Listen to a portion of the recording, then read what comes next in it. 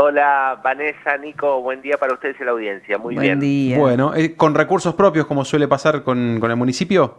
Sí, efectivamente, último día hábil del mes, el próximo martes 30, se van a estar abonando la totalidad de los salarios a trabajadores y trabajadoras municipales.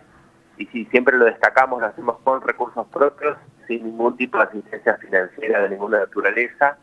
Y tiene que ver con tener las cuentas ordenadas, con tener una administración eficiente que te permite entonces contar con el flujo de fondos necesario para afrontar el compromiso salarial, y esa ha sido la Ujú. indicación del intendente Mariano Gaido. Que además va con aumento. Este mes sí, tenemos un acuerdo firmado con el gremio Citramune a principios de año, en forma conjunta con el secretario de Gobierno, el doctor Hurtado, que estipula que en el mes de septiembre, es decir, este mes, se abona el 2% de Ujú. recomposición.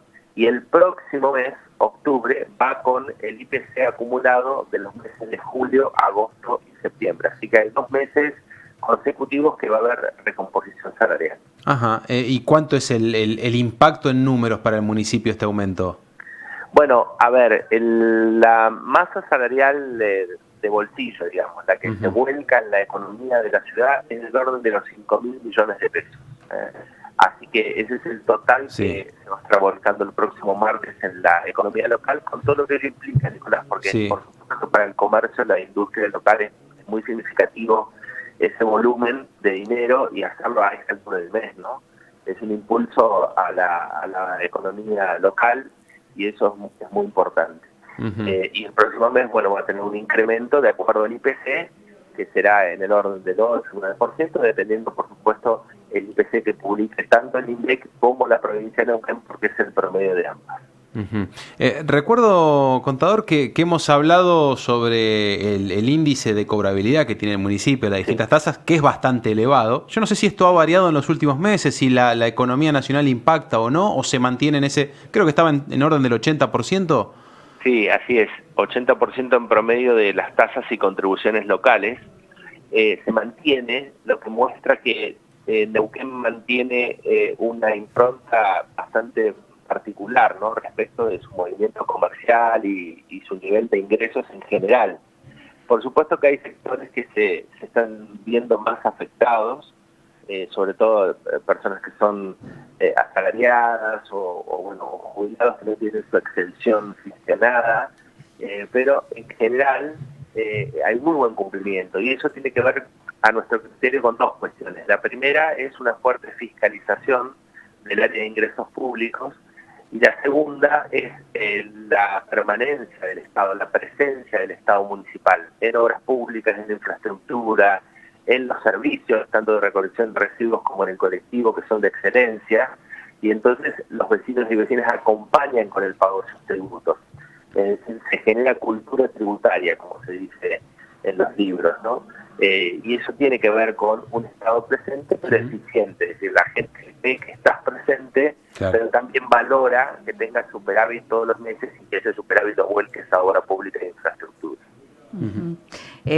Spoliansky, en estos días se dieron a conocer los índices de la pobreza, que a Sí. nivel nacional se informó que bajó en el primer semestre, fue del 31,6%, la tasa que dicen que es menor desde 2018, Ujú. y también números que tienen que ver con Neuquén. ¿Qué reflexión merece esto?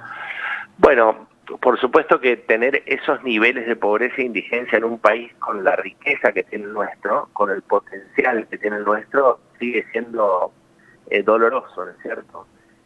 No deberíamos tener esos indicadores de pobreza tan elevados. El hecho de que haya disminuido tiene que ver con la forma de medición de la pobreza y la indigencia en la Argentina, que es por nivel de ingresos. Ujú. ¿Qué quiero decir con esto? Que el INDEC y las direcciones de estadística provinciales miden el costo de la canasta básica total y de la canasta básica alimentaria, y ese es el límite para decir que, bueno, si superás el costo de la canasta básica total, en ingresos estás por debajo de la pobreza, y si superás el costo de la canasta Ujú. básica alimentaria, estás por arriba de la indigencia, digamos, ¿no? Es bastante relativo esa medición, Vanessa, porque, como te digo, es por ingresos. Entonces, una Claro. persona que gana más de 1,4 150.000 pesos, que es el costo de la canasta básica total, ya se la considera como que no está en la pobreza.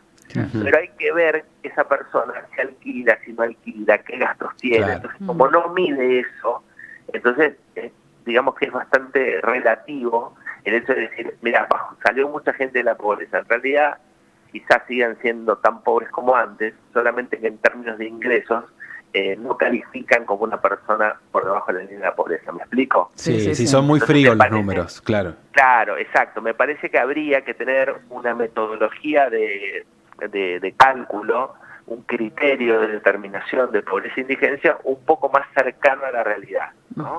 Entonces, bueno, a veces se distorsionan y aparecen esos números como diciendo se bajó la pobreza, o salió de la pobreza 14 millones de personas, y en realidad es bastante relativo. De cualquier manera, no deja de ser alentador que el proceso de inflación por lo menos vaya disminuyendo y se estabilizó ahora en el 2%, pero bueno, que vaya mermando, ¿no es cierto?, que vaya bajando.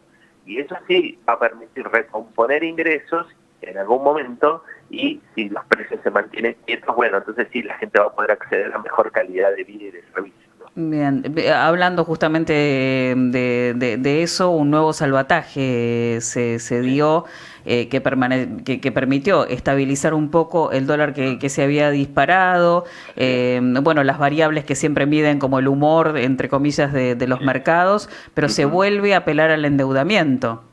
Claro, es bastante compleja esa dependencia que tenemos siempre del endeudamiento y el financiamiento externo, ¿no? La semana pasada fue muy dura en términos de el incremento del precio del dólar, el traslado a precios que ello iba a significar, la caída de las acciones y de los bonos en el valor en el mercado, la elevación del riesgo país. Había sido una semana muy dura para la Argentina. Y viene un salvataje del Tesoro en Estados Unidos, ya directamente del Tesoro. Acordémonos que en abril tuvimos uno del Fondo Monetario de 20.000 millones de dólares. Ahora vendría uno del Tesoro directamente en los Estados Unidos de los otros 20.000 millones de dólares. Y fíjense cómo siempre recurrimos al endeudamiento externo, porque en definitiva hay que pagarlo eso en algún momento, para estabilizar las variables macro de nuestro país, ¿no? Entonces, bueno, es bastante compleja esa dinámica de tener que salir a pedir salvatajes o casi llamados de emergencia fueron, ¿no?, los de esta semana. El propio secretario del Tesoro diciendo yo voy a acompañar a Argentina, o Estados Unidos va a acompañar a Argentina, y fíjense que emite un tuit o un mensaje en X antes que abran los mercados, ¿no? 10 menos cuarto, que a las 10 abren los mercados de Argentina, emite un mensaje que es como tranquilizador. Por eso el dólar bajó, los bonos aumentaron, el riesgo país bajó. Pero eso es circunstancial, es la coyuntura, ¿no? Entonces, bueno, habría que pensar en un modelo, en un programa económico que sea estable en la Argentina, que se sostenga en el tiempo y que sea sustentable. Por ahora no aparece, entonces siempre tenemos que recurrir al financiamiento externo. Bien. Contador, muy amable, gracias. Gracias a ustedes, que tengan buen día. Igualmente.